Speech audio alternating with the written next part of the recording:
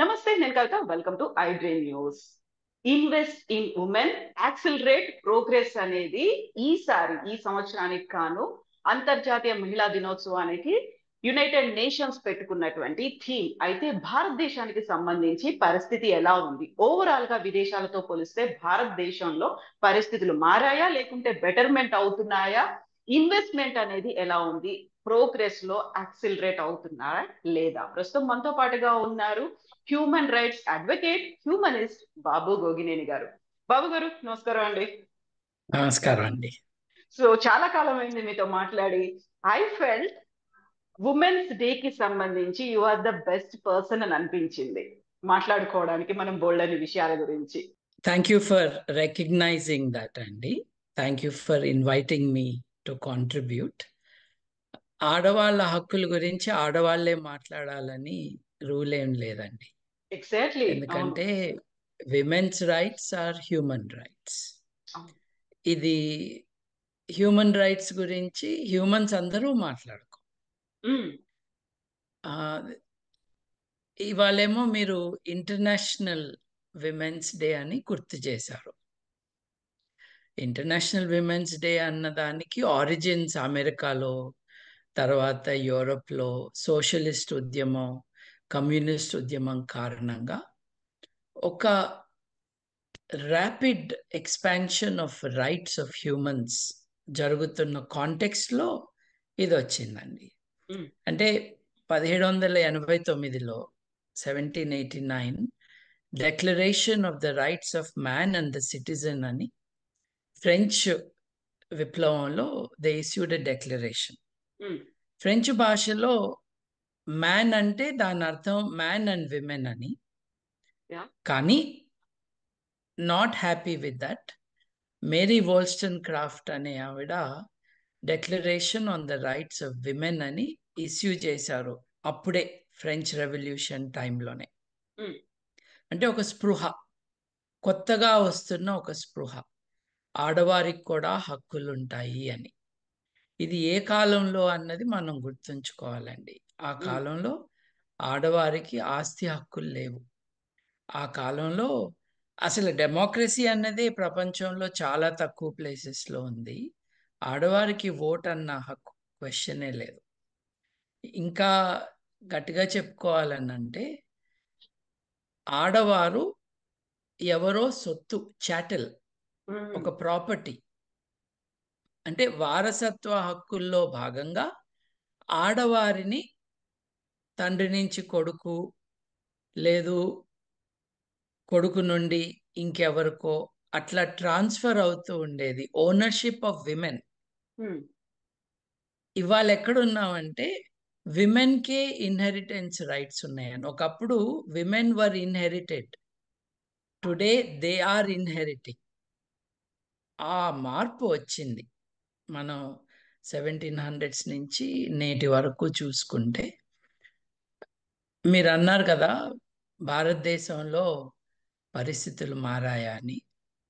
నిజానికి అద్భుతంగా మారినవి ఆడవారికి ఉన్న అవకాశాలు, ఆడవారు ముందుకు వెళ్ళటం అన్నది ఇట్స్ రిమార్కబుల్. మనం మర్చిపోకూడదు, జ్యోతిబా ఫూలే, సావిత్రిబా ఫూలే వీరిద్దరూ పయనియర్స్ ఆఫ్ సోషల్ రిఫార్మ్గా మనం కన్సిడర్ చేస్తే, Savitribai Phule, who is now considered the first teacher, woman teacher of recent times in India. ఆవిడ ఆడవారికి ఒక స్కూల్ పెడితే ఆవిడ ప్రొటెస్ట్గా ఆవిడ మీద పేడ నీళ్లు, రాళ్ళు చల్లటం, కొట్టడం చేశారు. అయినా కూడా ఆ మహానుభావులు భార్యాభర్తలు ఇద్దరు they continued with the tradition of having a school for women. అంటే ఆడవారికి విద్యలో ప్రవేశం లేదు అని సమాజం నిర్ణయించుకున్న టైంలో ఈ వైతాళికులు they made a change in the system. అక్కడి నుండి ఇవాల్టి వరకు మనం ఒకసారి బేరీజ్ వేసుకుంటే we are nowhere near where it should be. కానీ అప్పటి నుండి ఇప్పటికీ చాలా మార్పులు జరిగాయి. మారనిది ఎవరు అని అంటే మగవాళ్ళు. That is the problem that we have today. మగవాళ్ళు వాళ్ళ కల్చరల్ యాటిట్యూడ్స్, వాళ్ళ అప్రెసివ్ థింకింగ్, బిహేవియర్ మారవటం అన్నది నిజానికి జరగలేదనే మనం రిగ్రెట్ఫుల్లీ రికగ్నైజ్ చేయాలి. ఎగ్జాక్ట్లీ. ఇదంతా ఓవరాల్గా ఒక బ్యాడ్ సిచ్యువేషన్లో ఉంది. ఇప్పుడు అక్షరాస్యత దేశంలో చాలా తక్కువ ఉంది. దేశంలో 70% మంది, మీరు సిటీస్ని కూడా కలుపుకుంటే 1% ఎక్కువ తక్కువ, but around 70% of India is literate. దాని అర్థం 30% of India is illiterate. Exactly. 140 కోట్లలో 30% అంటే రఫ్గా మనం ఒక 40 కోట్లు మగ ఆడ వారికి చదువు రాదు. ఇట్లాంటి బ్యాడ్ సిచ్యువేషన్లో ఆడవారి పర్సంటేజ్ ఆఫ్ ఇల్లిటరసీ ఇంకా ఎక్కువ ఉంది. సో ఒక పక్కనేమో కల్చరలీ దే ఆర్ అప్రెస్డ్. వారికి ఫ్రీడమ్ అన్నదే ఒక new concept for many people.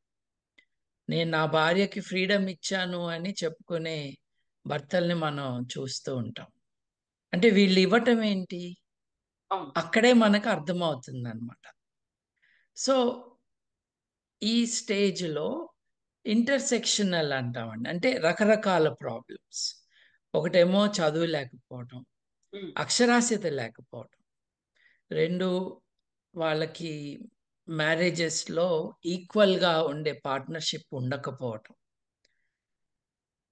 And do we know that the poorest category of humanity is women. దళితులు కాదు, అస్పృశ్యులు కాదు. అంటే ఆ సమస్య తక్కువ సమస్య అనట్లేదు నేను. నంబర్స్ ఆఫ్ పీపుల్, ప్రపంచంలో 800 కోట్ల మంది మనుషులుంటే వారిలో biggest category of forest people ఎవరంటే ఆడవారు. పర్సంటేజ్ ఎక్కువ ఉంది కాబట్టి, నంబర్స్ ఎక్కువ ఉన్నారు. The level of poverty also is like that. అది మర్చిపోకూడదు. ఇప్పుడు లో న్యూట్రిషన్ ఆడవారికి, ముఖ్యంగా అడాలసెన్స్ అప్పటి నుండి చైల్డ్ బేరింగ్ ఏజ్ వరకు వారికి అందాల్సిన ఫుడ్ అందకపోతే they have problematic pregnancies. Their foetuses and hence babies will be also malnourished. ఈ ప్రాబ్లమ్స్ అన్నీ భారతదేశంలో చాలా గట్టిగానే ఉన్నాయి. నిన్న మొన్న వచ్చిన రెవల్యూషన్ ఏంటంటే ఎక్స్ట్రీమ్ పావర్టీ అన్నది భారతదేశంలో తగ్గింది. ఎక్స్ట్రీమ్ పావర్టీ అంటే అసలు తిండినే లేకపోవడం. ఇప్పుడు కరువు కాలంలో మరణాలు మనం వింటూ ఉండేవాళ్ళం. ఇప్పుడు అది ఎక్కువ విన్నాం మనం. ఆ మేరకు దెర్ ఈస్ డెవలప్మెంట్. అంటే ఒక థర్డ్ వరల్డ్ కంట్రీ మెల్లమెల్లగా నిచ్చెన ఎక్కుతూ పైకి వెళ్తున్న కాంటెక్స్లో, while there has been progress over 100, 150, 200 years, it is nowhere satisfactory. And it needs to change, and quickly. ఇంకో జనరేషన్ కోసం మనం వెయిట్ చేయకూడదు.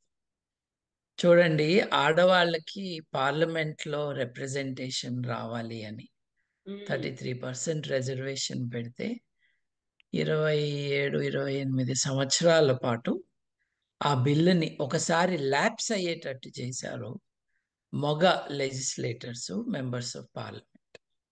చూడండి ఎంత బ్యాక్వర్డ్నెస్ ఉంటే అలా జరుగుతుంది అన్నది మనం ఇమాజిన్ చేసుకోవచ్చు. కువైట్లో, రువాండాలో, ఆఫ్ఘనిస్తాన్లో బిఫోర్ తాలిబాన్ కేమ్ ఆడవారికి ఉన్న రిప్రజెంటేషన్ పర్సంటేజు భారతదేశం పార్లమెంట్లో ఆడవారికి ఉన్న రిప్రజెంటేషన్ కంటే ఎక్కువ. అక్కడ రిజర్వేషన్ ఉంటే ఎక్కువ కాదు. రువాండాలో more than 50% women were in the parliament. there are some cultural factors which are helping, and there are cultural factors which are stopping the progress in our country. ఎంతకాలము మా కల్చర్లో, మా మతంలో, మా విశ్వాసంలో ఆడవారు దేవతలు ఇట్లా సొల్లు కబుర్లు చెప్పటం అలవాటైన జనాలు మన చుట్టూ ఉన్నారండి. దేవతలుగా, దేవుళ్ళుగా ఎందుకు చూడాలండి? మనుషులుగా చూడాలి. నిజంగా మనుషులుగానే చూస్తా ఉంటే సతీ ప్రథాకి వ్యతిరేకంగా చట్టం రావాల్సిన అవసరం ఏముంది? ప్రపంచంలో ఎక్కడా లేనట్టుగా బాల్య వివాహాలు, ముఖ్యంగా ఆడపిల్లల రైట్స్ ప్రొటెక్ట్ చేయడానికి చట్టం ఎందుకు తెస్తారు? అసలు కట్నానికి వ్యతిరేకంగా ప్రపంచంలో ఎక్కడైనా చట్టాలు ఉన్నాయా? మన దేశంలో ఎందుకు ఉన్నాయి? అంటే నేను అడిగింది రెటారికల్ క్వశ్చన్. ఇదిగో భారతదేశమే కాదు ఇంకో దేశంలో ఉందని చెప్తే నా ఆర్గ్యుమెంట్ ఏమీ వీక్ కాదు. నేను చెప్పేది ఏంటంటే మన దేశంలో ఇన్ని రకాల చట్టాలు ఎందుకు వచ్చాయి? ఇప్పుడు ఇండీసెంట్ రిప్రజెంటేషన్ ఆఫ్ విమెన్ అన్న చట్టం ఎందుకుంది? ఇండీసెంట్ రిప్రజెంటేషన్ ఆఫ్ మెన్ అని ఎందుకు లేదు? Outraging the modesty of women అన్నది ఒక ఒఫెన్స్ గా ఎందుకు అయింది? ఇది మెన్ కి ఎందుకు లేదు? ఎందుకు అని అంటే ఈ నేరాలన్నీ మన దేశంలో యాక్టివ్గా జరుగుతూ ఉన్నాయండి. మన భాషలో, మన ఆలోచనే భాషలోకి ట్రాన్స్లేట్ అవుతుంది. ఒక్కొక్కసారి ఆలోచన మారినా కూడా భాష కంటిన్యూ అవుతుంది. అట్లాగే సోషల్ నార్మ్స్, ప్రాక్టీసెస్, అట్లాగే చట్టాలు, ఇవన్నీ కూడా ఎలైన్ అయితే కానీ we will not have good progress for women. నేను చెప్పింది తప్పుగా అర్థం చేసుకోకూడదు. నా సంబరం ఏంటి అని అంటే ఒక 200 ఏళ్ల క్రితం ఎక్కడా లేని ఆడవారు ఇక్కడి దాకా వచ్చారు అని. బట్ ఎక్కడి దాకా అంటే ఆర్గనైజ్ సెక్టర్లో 27% ఆడవారు ఎంప్లాయ్మెంట్లో ఉన్నది.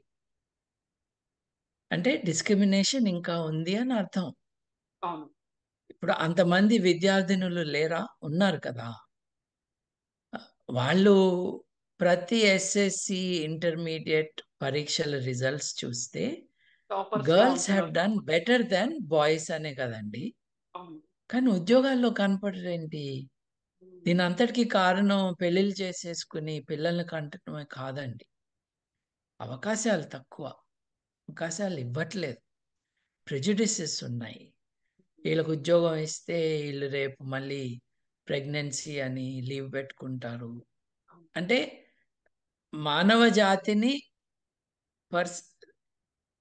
దాన్ని కంటిన్యూ చేసే biological developments of giving birth అది కూడా చాలా మందికి అబ్జెక్షనబుల్.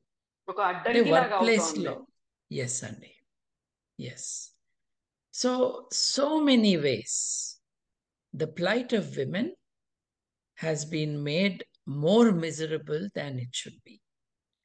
దీని అంతటికీ రిలీజియస్ కాన్సెప్ట్స్ అన్నది మర్చిపోకూడదు. ఫస్ట్ థింగ్ ఏంటంటే ఏ మతాన్ని కూడా ఆడవారు స్థాపించలేదు, రైట్? ఆడవారు దేని వెనుకున్నారు అని అంటే సారాకి వ్యతిరేక ఉద్యమం, అక్షరాస్యత కోసం ఉద్యమం, పర్యావరణాన్ని కాపాడాలని చేస్తున్న ఉద్యమం. అంటే ఆ ప్రొటెక్టివ్ ఇన్స్టింక్ట్, సంతోషంగా ఉండటానికి, అందరి శ్రేయస్సు కోరే ఒక ఆలోచన ఉన్నది ఇన్స్టింక్టివ్గా తల్లులకు వచ్చినట్టుగా మగవాళ్ళకి రావట్లేదని మనకు తెలుస్తాం. నిజానికి యుద్ధాలు జరిగినప్పుడు the first victims are women కదండి. First demonstration of dominance on a country is raping the women. ఇది ఇవాళ కాదు, ఎప్పటి నుండో జరుగుతున్నది. ఇప్పుడు వివాహాల్లో రాక్షస వివాహం అని ఉంది. అంటే పెళ్ళాన్ని ఎత్తుకుని పారిపోవచ్చు అన్నమాట, కిడ్నాపింగ్. ఇప్పుడు దాని కంటిన్యూయేషన్ ఏనేమో, అంటే ఆ mind set continuation, not practice. నేడు కూడా నేను కోరుకున్న అమ్మాయి నన్ను పెళ్లి చేసుకోలేదు అని దాడి చేయటం అన్నది మనం చూస్తాం. యాసిడ్లు పోయటం మనం చూస్తాం. మన సినిమాలలో కూడా it reflects how they talk. ఇప్పుడు అఘోరాయేషాలేసిన పిచ్చి పిచ్చిగా మాట్లాడే బాలకృష్ణ సూపర్ స్టార్ కదండి. ఆయన నోరు జారి చాలాసార్లు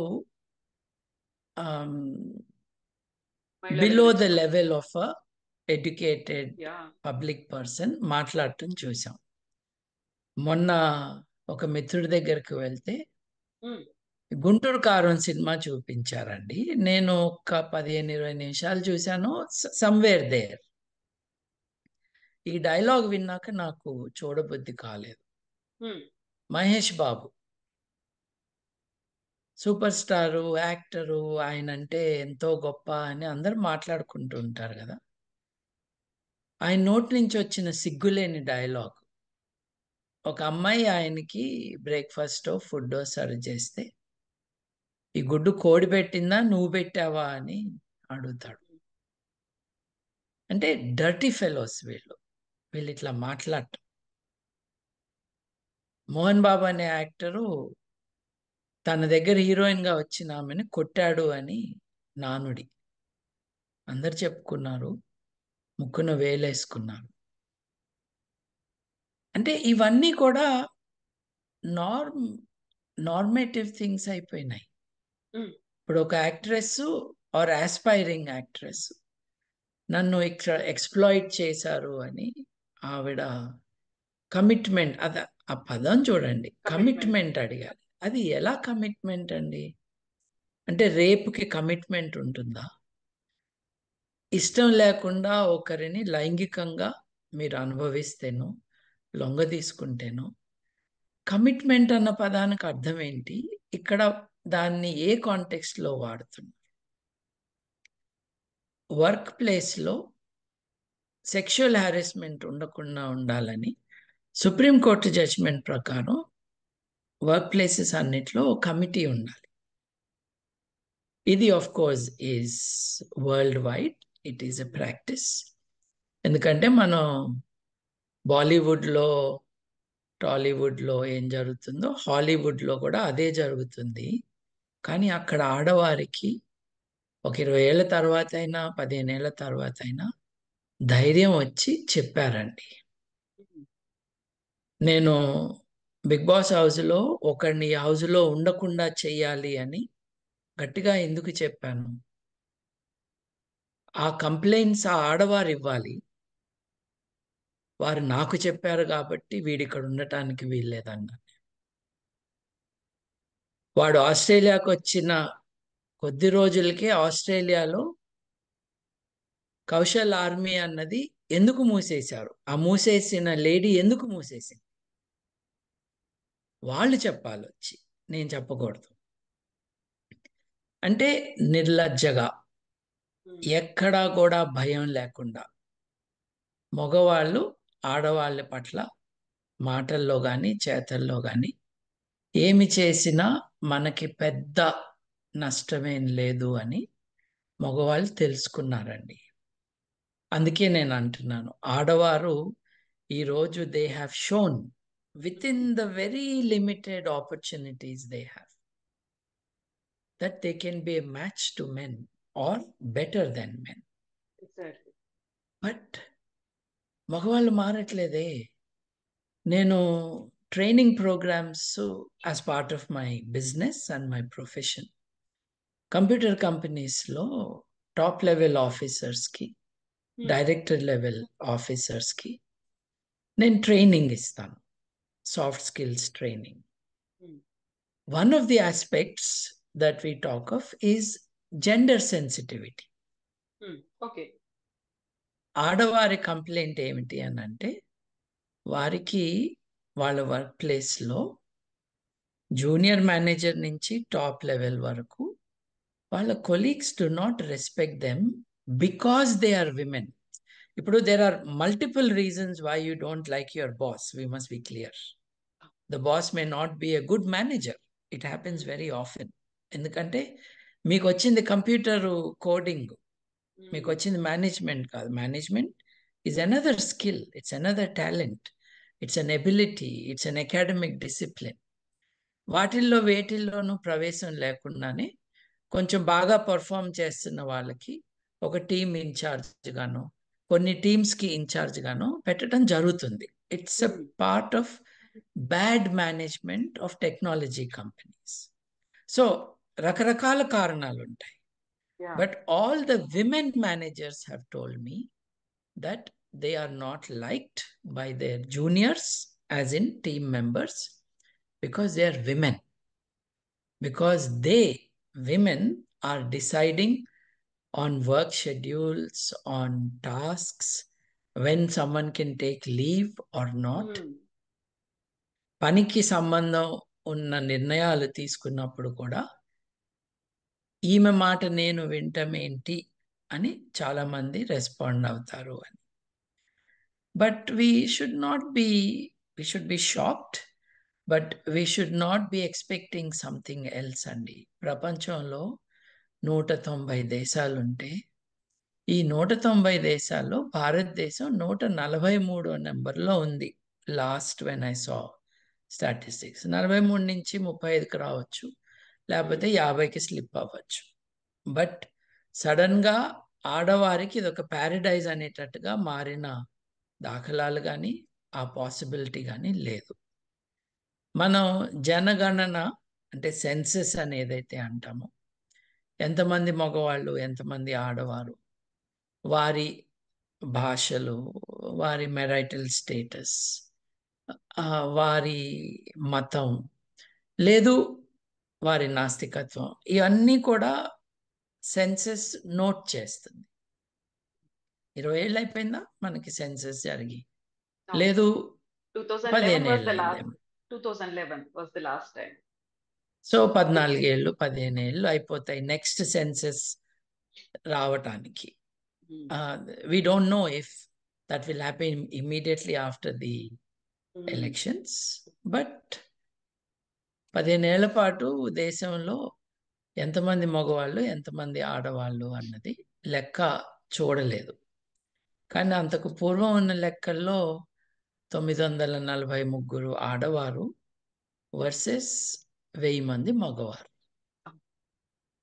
అంటే ఒక 140 కోట్ల మంది జనాభాలో రఫ్లీ 70 కోట్ల మంది మగవాళ్ళు ఉండాలి, 70 కోట్ల మంది ఆడవారు ఉండాలి. ఈ జనాభా division nature has decided. How I don't know what the mechanism is. రఫ్గా ఆడవారి మగవారి కౌంట్ కొంచెం అటు ఇటుగా సిమిలర్గా ఉంది మానవ జాతికి, ఏ దేశంలో అయినా. మన దేశంలో మటుకు అలా లేదు. వీళ్ళు పుట్టట్లేదా? పుట్టాక మాయమైపోతున్నారా? పిల్లలుగా ఉన్నప్పుడు వీరికి సరైన ఆహారము, పోషణ లేదు, కరెక్ట్ మెడికల్ ట్రీట్మెంట్ అందట్లేదా? ప్రపంచంలో చాలా తక్కువ దేశాల్లో జెండర్ డిటర్మినేషన్ టెస్ట్ని బ్యాన్ చేస్తారు. నాకు పుట్టబోయే బిడ్డ ఆడనా మగనా అని తల్లి కానీ తండ్రి కానీ తేల్చుకోవాలని అంటే ప్రపంచంలో చాలా దేశాల్లో అవకాశం ఉంది. మన దేశంలో అది నేరం. ఎందుకు నేరం? ఎందుకంటే ఆడపిల్ల అయితే ఆడపిల్లని పుట్టకుండా చేస్తున్నారు అని. మరి ఇంత దారుణంగా జరుగుతుంది కాబట్టి చట్టం కూడా వచ్చింది కదండి. దీనికి డాక్టర్స్ ఆర్ కోఆపరేటింగ్ కదండి. ఎగ్జాక్ట్లీ. ఇప్పుడు ఇది డాక్టర్ల ప్రమేయం లేకుండా జరగదు కదండి. మీరు మన భాష కూడా చూద్దాము. శ్రీనివాస గార్గే అనే ఒక జ్యోతిష్యుడు ఏబిఎన్ ఆంధ్రజ్యోతి గ్రీన్ రూమ్లో ఆయన ముఖానికి పౌడర్ కొట్టించుకుంటూ కూర్చున్నప్పుడు నాతో, ఏంటండి మీరు ఇట్లా మాట్లాడుతున్నారు, మేమేం గాజులు తొడుక్కుని కూర్చోలేదు అన్నాడు. అంటే గాజులు తొడుక్కుంటే మీకేంటి ఇబ్బంది అన్నాను నేను. ఏం మాట్లాడలేదు అతను. ఈ దేశంలో రఫ్లీ ఎగ్జాక్ట్ కాకపోయినా 50% ఆడవారు కదా, దాదాపు అందరూ కూడా ఆడవారు గాజులు తొడుక్కుంటారు కదా, అవును. మీకేంటి అభ్యంతరం? ఈ దేశ జనాభా చేస్తున్న సగం పనులు మీరు అంత తృణీకార భావనతో మాట్లాడటం ఏంటి అని. ఉమ్. డిస్కషన్లో కూడా ఎక్కువ ఇక మాట్లాడాల, తలదించుకుని కూర్చున్నారు. రాజకీయ నాయకులు ఇలాగే మాట్లాడతారు. కేవలం రాజకీయ మాట్లాడిన నాయకులు రాజకీయ ఏంటండి, ఒక పొజిషన్ లో ఉన్న వాళ్ళు కూడా వాళ్ళందరినీ రెస్పెక్ట్ చేస్తూ ఉంటాం బికాస్ ఆఫ్ దేర్ పొజిషన్. కానీ వాళ్ళ లాంగ్వేజ్ కూడా అలా ఉంటే ఏం చేయాలి అసలు? దేశంలో అత్యున్నత స్థాయిలో ఉన్న వ్యక్తులు ఒక ఆయన గురించి స్టాకింగ్ అ లేడీ అని ఆరోపణలు, క్యాట్ కాలింగ్ అన్నది ఒక ఆరోపణ, ఆడవారి పట్ల ఏమాత్రం గౌరవం, అంటే నా తల్లి, నా చెల్లి, నా అక్క, నా భార్య అని ఎటువంటి డైలాగులైనా కొట్టచ్చు. కానీ ఇన్ ప్రాక్టీస్ ఏం జరుగుతుంది చూడండి. ఆడవారికి 33% రిప్రజెంటేషన్ పార్లమెంట్ విషయం అదొక ఫియాస్కోగా ఉండింది. పార్లమెంటే కాదు, స్టేట్ లెజిస్లేటివ్ అసెంబ్లీస్లో కూడా. దానికి ఒక డ్రామా తమాషాగా ఒక జాయింట్ పార్లమెంట్ సెషన్ పెట్టి దాంట్లో బిల్లు పాస్ చేశాం. But it is not being implemented in 24. అవును. ఎలక్షన్లు 24లో ఉంటే 23లో మీరు చట్టం పాస్ చేసి ముందు ముందు చూద్దాంలే అంటే ఎట్లా? అంటే టోకెనిజం కోసం చేసిన పని. 12% మందో ఎంతో ఆడవారు ఉన్నారు మన పార్లమెంట్లో.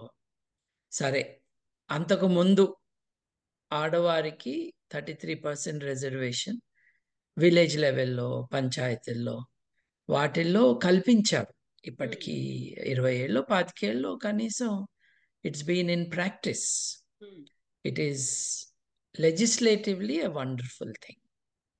కానీ మీరు ఊరికి వెళ్ళండి, ఆ ఊళ్ళో సర్పంచ్ ఎవరు అని అంటే ఆడవారికి రిజర్వ్ చేసిన సర్పంచ్ స్థానం ఉన్న విలేజ్కి మీరు వెళ్ళి సర్పంచ్ ఎవరంటే ఆవిడ భర్త గారు వస్తారు. ఇప్పుడు నాట్ ఓన్లీ దట్, సర్పంచ్ ఎలక్షన్లో గెలవటం అంటే కొన్ని వందల మంది సపోర్ట్ పొందిన వ్యక్తులు వీళ్ళు. వాళ్ళు ఎప్పుడు నెక్స్ట్ లెవెల్ లీడర్షిప్కి వెళ్ళట్లేదు, గమనిస్తున్నాం కదా. అంటే కొద్ది కాలం వాళ్ళ పేరుతో వాళ్ళ భర్తలు ఆ లోకల్ బ్రిడ్జ్లు, కాంట్రాక్ట్లు, రోడ్లు చదును చేయటాలు, బావులు తవ్వటాలు, వాటికి వచ్చే డబ్బులు, పైపులు, వీటి మీద వచ్చే ఆదాయం వాళ్ళు తీసుకోవటం తప్పించి nothing much is happy. Ambedkar గారు ఒక డార్క్ మూడ్లో ఉన్నప్పుడు ఆయన చెప్పారు, భారతదేశంలో విలేజ్లో ఎమాన్సిపేషన్ ఉండదు అని. ఎందుకంటే కులము, మేల్ డామినెన్సు, అన్ని రకాల ఇల్స్కి కూడా అవకాశాలు ఊళ్ళల్లో ఎక్కువగా ఉన్నాయి.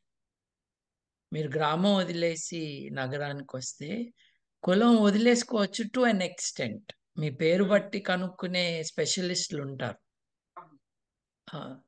మీకు ఇల్లు ఇవ్వటానికి, మీరేం వండుతారో, మీరేం తింటారో అన్న విషయంలో మిమ్మల్ని కామెంట్ చేయటానికి, వీటన్నిటికీ కూడా అప్రోప్రియేట్లీ స్కాలర్లీ ఇండివిజువల్స్ మన దగ్గర ఉన్నారు. ఎదుటి మనిషి ఎవరో వాసన చూసి పసిగడతారు. ఎందుకు? ఉద్దేశం ఏంటి? వీళ్ళ పట్ల వివక్ష చూపించాలి కాబట్టి, వీళ్ళు నాకు ఈక్వల్గా రాకూడదు అని చెప్పటానికి. సో ఇంటర్సెక్షనల్ ప్రాబ్లమ్స్ అండి. పావర్టీ ఉంది, డిస్క్రిమినేషన్ ఉంది, కల్చరల్ ప్రాబ్లమ్స్ ఉన్నాయి. ఏ మతంలో, ఇందాక నేను అన్నాను, ఏ మతాన్ని ఆడవారు స్థాపించలేదు. అంతేకాదు ఈ రోజు కూడా, ఇప్పుడు నా మతం 10 లక్షల సంవత్సరాల పురాతనమైంది. నా మతము అసలు భూమి 6,000 సంవత్సరాల పురాతనమైంది. సృష్టి జరిగి 6,500 సంవత్సరాలే అయింది. నా పుస్తకంలో ఆడవారికి ఫుల్ హక్కులు ఉన్నాయి అని ఒక అబద్ధాలు చెప్పే గ్యాంగ్ని మనం అడగాల్సిన ప్రశ్న ఏంటంటే, నీ గుడిలో కానీ, నీ చర్చిలో కానీ, నీ మసీదులో కానీ పూజారులు మగవారే ఎందుకుంటున్నారు? ఇప్పుడు కొన్ని లక్షల గుడుల్లో 2 గుడులలో ఆడవారు ఉన్నారని చూపించద్దు. అది చిల్లర పనులవి.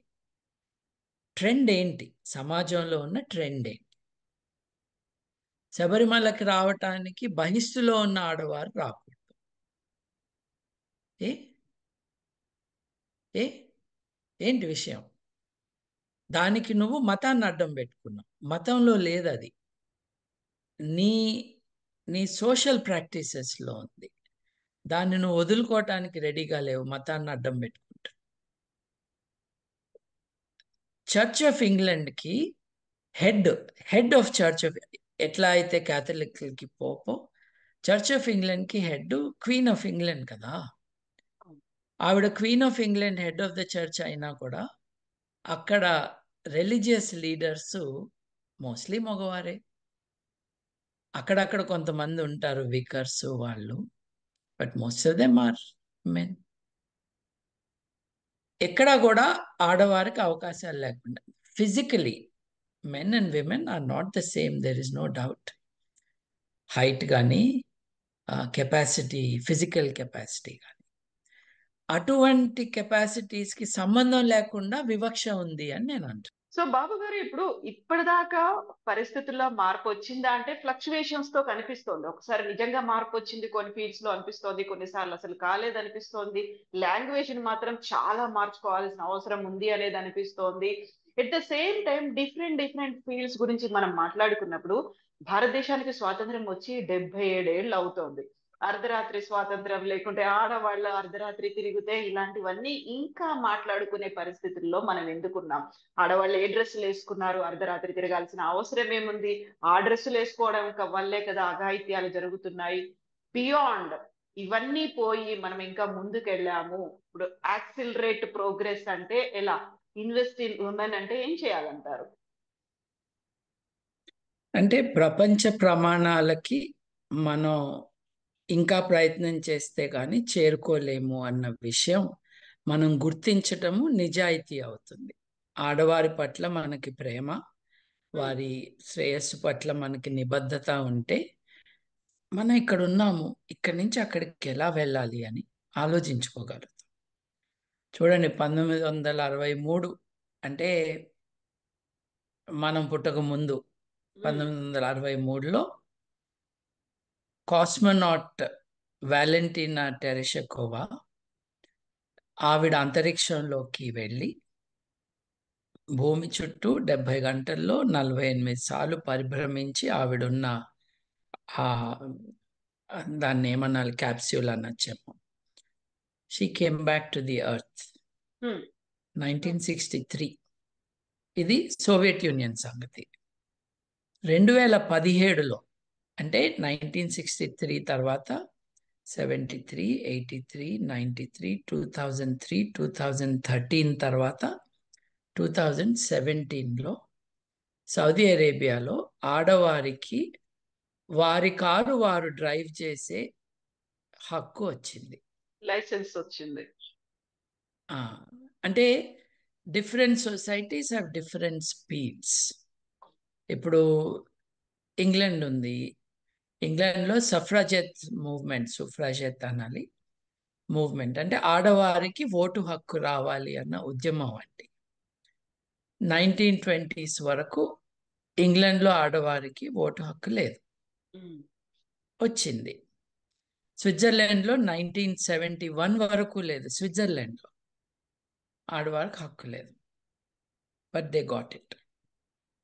అమెరికాలో అమెరికన్ ఇండిపెండెన్స్ అంతా బాగుంది, కానీ అది మగవాళ్ళకే పౌరసత్వం. అప్పుడు ఆడవారికి ఆస్తులు లేవు.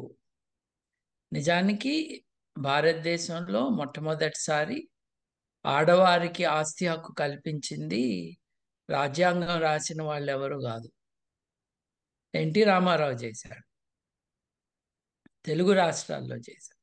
తర్వాత దేశం అంతటికీ అది అయింది. డిఫరెంట్. నేను ఇప్పుడు ఆస్ట్రేలియాలో ఉన్నాను, నేనున్న రాష్ట్రం పేరు విక్టోరియా. విక్టోరియా రాష్ట్రంలో ఒక 150 ఏళ్ల పూర్వం ఒక అద్భుతమైన లైబ్రరీ కట్టారండి. Um, Victorian state library of Victoria ఎంతో అందంగా ఉంటుంది. ఈ లైబ్రరీని 150-160 ఏళ్ల పూర్వం ఆరంభించినప్పుడు దీంట్లో ప్రవేశం అందరికీ కల్పించారు. ఉమ్, అంటే దాని అర్థం ఏంటి? వేరే ప్రాంతాలు, వేరే పబ్లిక్ ఇన్స్టిట్యూషన్స్లో అందరికీ ప్రవేశం లేదు అని.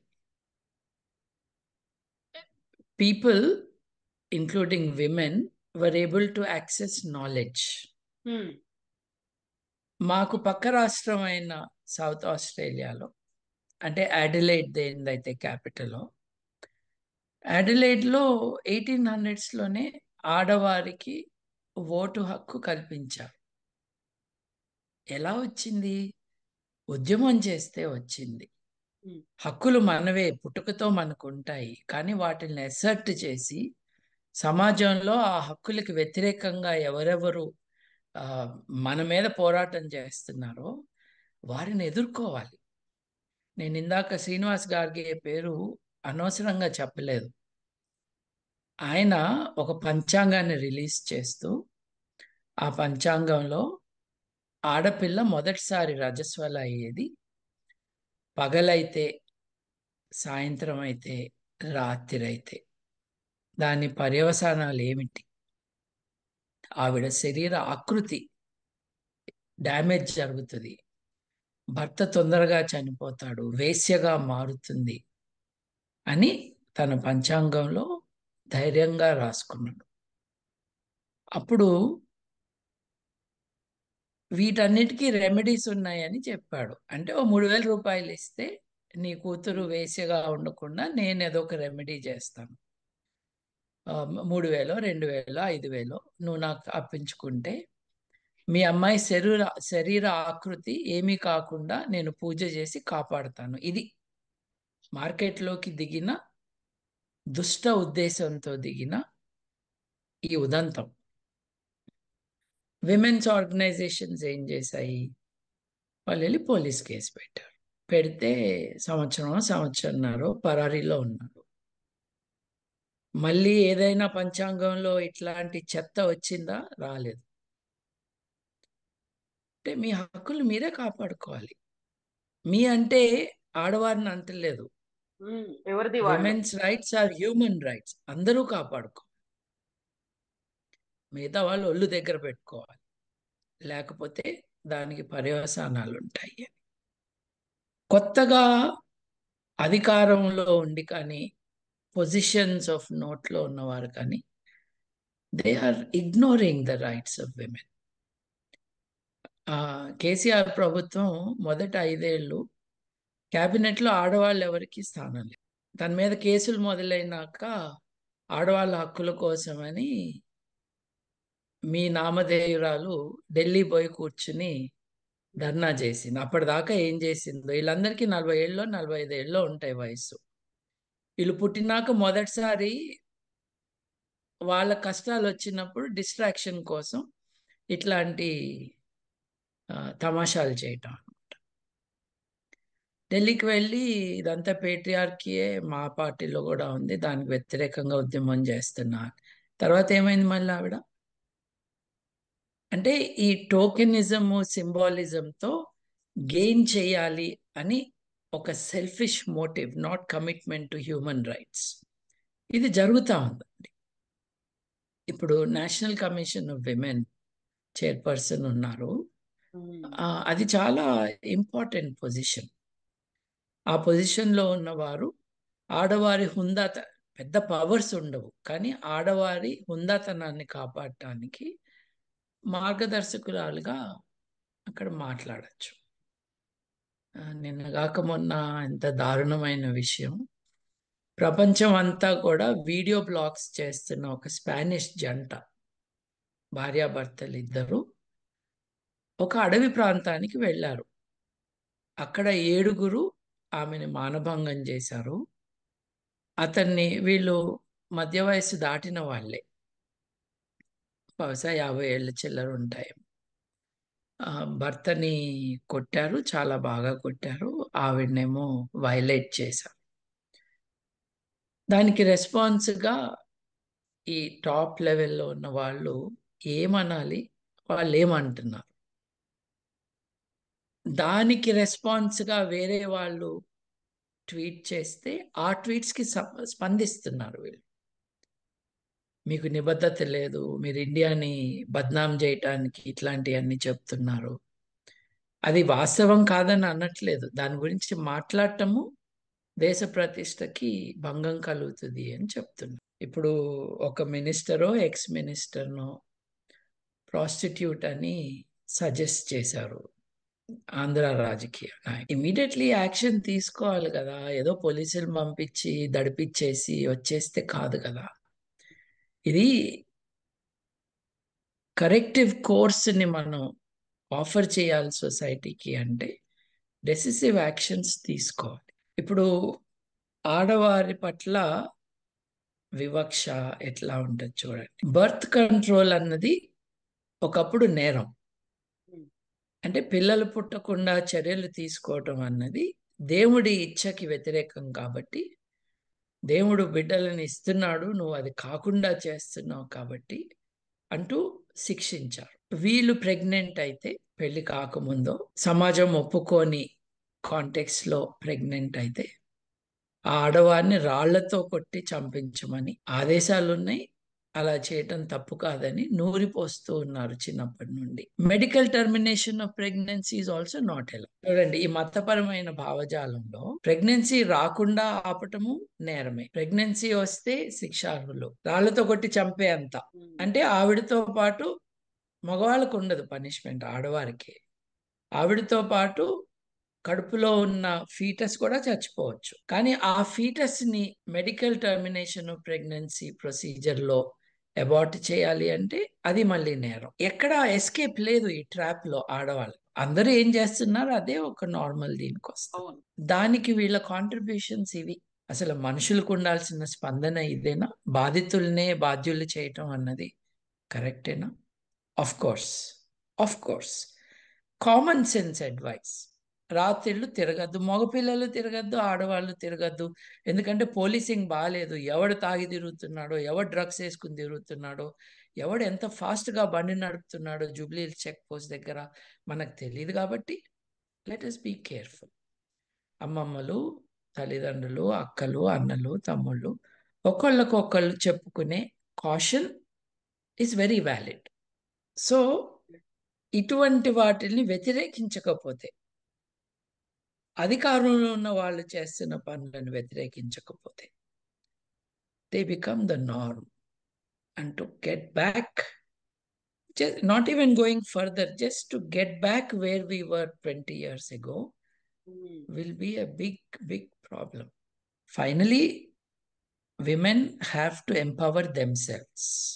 మిగతా వాళ్ళు అడ్డం రాకపోతే దే కెన్ డూ ఇట్. పెళ్ళి, విడాకులు, మదర్హుడ్ ఎక్స్పెక్టేషను, ఆడవారి జన్మకి సార్థకత ఏంటంటే పెళ్లి చేసుకుని బిడ్డల్ని కనాలి. గొడ్రాలు అన్నది చాలా negative description for a women, as if it is your biological destiny.